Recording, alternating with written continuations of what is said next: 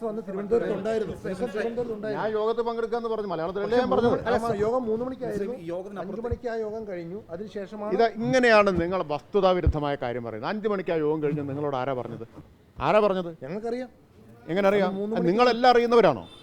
എല്ലാം അറിയുന്നവരോ? അല്ല, ഞാൻ പറയുന്നത് കേൾക്കും. നിങ്ങളെല്ലാം ഇങ്ങനെയാണ് നിങ്ങൾ തെറ്റായ വാർത്ത കൊടുക്കുന്നത്. 5 മണിക്ക് ആ യോഗം തീർന്നില്ലല്ലോ, 6 മണി വരെ യോഗം നീണ്ടുപോയില്ലേ? ആ യോഗത്തിൽ പങ്കെടുത്ത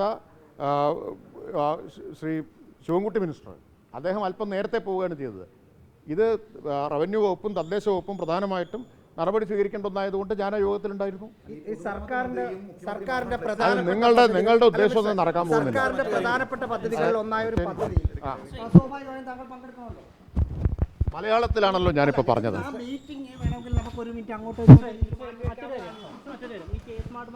സൈറ്റിൽ ഒരു ഡാറ്റ ചോർച്ച ഉണ്ടായിട്ടുണ്ട്. ഇതിലെന്തെങ്കിലും നടപടി സ്വീകരിച്ചിട്ടുണ്ടോ?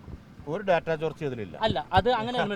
അത് എല്ലാവർക്കും സൗകര്യപ്രദമായ രീതിയിൽ തന്നെയാണ് നടത്തിയിരിക്കുന്നത്. പക്ഷേ അതിൽ ബൾക്കായിട്ട് ഡാറ്റ ഡൗൺലോഡ് ചെയ്യാൻ കഴിയുന്നുണ്ട്. 60 ലക്ഷത്തോളം ആൾക്കാർ ബർത്ത് സർട്ടിഫിക്കറ്റ് എടുത്തിട്ടുള്ള ഒരു വെബ്സൈറ്റിൽ ഡാറ്റ എടുക്കാൻ കഴിയുന്നുണ്ട്.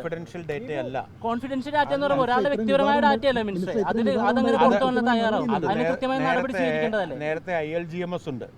ILGMS ഉള്ളപ്പോഴും ഇതേപോലെ ഈ ഡേറ്റ ലഭ്യമായിരുന്നു. പക്ഷേ ഒരാളുടെ വ്യക്തിവിവരം പുറത്തു പോകുന്നത് ശരിയല്ലല്ലോ മിനിസ്റ്റർ. IT നിയമപ്രകാരം ഒരാളുടെ പേര്, അയാളുടെ ജനന തീയതി, അയാളുടെ അഡ്രസ്സ്, ഇതെല്ലാം പുറത്തു പോവുകയാണ്. അതും ബൾക്കായിട്ടുണ്ട്. അടിസ്ഥാനരഹിതമായിട്ടുള്ള ആശങ്കകൾ പ്രചരിപ്പിക്കരുത്.